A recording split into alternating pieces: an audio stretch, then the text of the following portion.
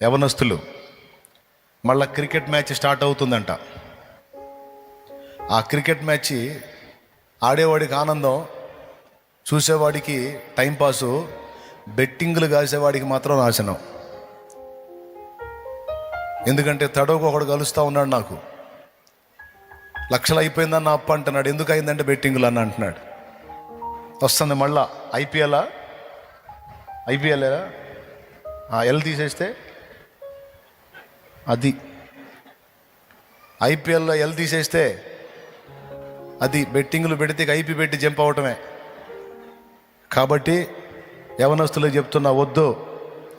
దేవుడు నిన్ను క్రమక్రమంగా ఆశీర్వదిస్తాడు, కానీ జూదాలలో తప్పుడు వ్యసనాలలో నిన్ను బ్లెస్ చేస్తాడని పొరపాటును కూడా అనుకోవద్దు.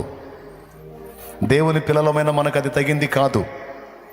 దయచేసి ఇక్కడ ఉన్నవాళ్ళు, లైవ్లో వీక్షించే వాళ్ళు అందరికీ చెప్తున్నా, దయచేసి బెట్టింగుల జోలికి పోవద్దు.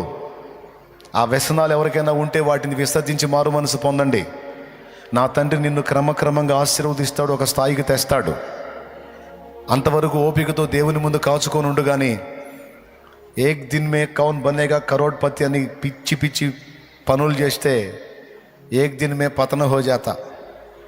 కాబట్టి జాగ్రత్త, ఈ విషయాలు దృష్టిలో పెట్టుకొని, ఎందుకంటే చెప్పాలి కాబట్టి చెప్తున్నా.